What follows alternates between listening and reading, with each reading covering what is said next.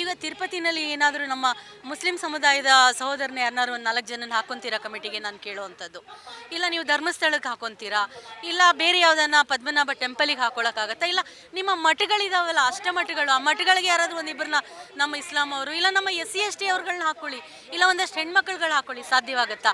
ನಿಮಗೆ ಅದಾಗಲ್ಲ ಅಂದರೆ ಧರ್ಮವೇ ಬೇರೆ, ಆಚಾರ ವಿಚಾರ ಬೇರೆ, ಕಲ್ಚರ್ ಬೇರೆ, ಅವ್ರಿಗೆ ತಗೊಂಡೋಗಿ ನೀವು अन्य धर्मीयरನ್ನ ಹಾಕ್ತೀವಿ ಅನ್ನೋದು ಎಷ್ಟು ಮಾತ್ರ ಸರಿ? ये पार्लियामेंट का कानून है, सबको मानना पड़ेगा. क्यों मानना पड़ेगा? किसी बाप का पार्लियामेंट है क्या?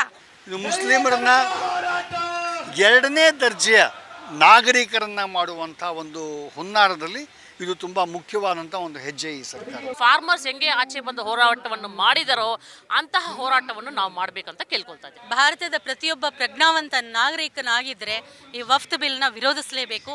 ನಾನು ಬದ್ಧತೆಯಿಂದ ಅದನ್ನು ಸಂವಿಧಾನದ ಕಾಲಾಳಾಗಿ, ಸಂವಿಧಾನದ ಪಾಲಕಳಾಗಿ, ಒಬ್ಬ ಅಂಬೇಡ್ಕರ್ ರೈಟ್ ಆಗಿ, ಒಂದು ಜವಾಬ್ದಾರಿಯ ನಾಗರಿಕಳಾಗಿ ಅದನ್ನು ನಾನು ವಿರೋಧಿಸ್ತಾ ಇದ್ದೀನಿ. ಯಾಕೆ ಅಂದರೆ ಈ ವಫ್ತು ನಮ್ಮ ಧಾರ್ಮಿಕ ಸ್ವಾತಂತ್ರ್ಯವನ್ನು ಪ್ರಶ್ನೆ ಮಾಡುತ್ತೆ.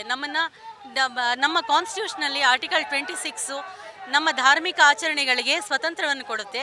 ನಾವು ಭಾರತದ ಎಲ್ಲೆಡೆ ನಮ್ಮ ಧಾರ್ಮಿಕ ಹಕ್ಕುಗಳನ್ನ ನಾವು ಚಾಲನೆ ಮಾಡ್ಬೋದು, ನಾವು ವರ್ಷಿಪ್ ಮಾಡ್ಬೋದು, ಅದು ಆ ರೀತಿ ನಮ್ಮ ಒಂದು ಕಾನ್ಸ್ಟಿಟ್ಯೂಷನ್ ಇದೆ. ಆದರೆ ಈ ವಫ್ತ್ ಆ್ಯಕ್ಟ್ ಏನು ಹೇಳುತ್ತೆ, ನಮ್ಮ ಧಾರ್ಮಿಕ ಸ್ವಾತಂತ್ರ್ಯಕ್ಕೆ ಟೋಟಲಿ ಕಡಿವಾಣವನ್ನು ಹಾಕ್ಲಿಕ್ಕೆ ಹೋಗ್ತಾ ಇದೆ.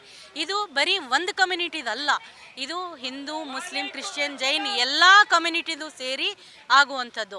ಇದು ಬರೀ ವಫ್ತ್ ಬೋರ್ಡ್ಗೆ ಅಂತ ಇವತ್ತು ಹೇಳ್ತಾರೆ, ನಾಳೆ ದಿನ ಹಿಂದೂ ಬೋರ್ಡ್ಗೂ ತರ್ತಾರೆ, ನಾಳಿದ್ದು ಕ್ರಿಶ್ಚಿಯನ್ ಬೋರ್ಡ್ಗೂ ತರ್ತಾರೆ, ಎಲ್ಲದಕ್ಕೂ ಇದನ್ನು ಅನ್ವಯ ಮಾಡ್ತಾರೆ.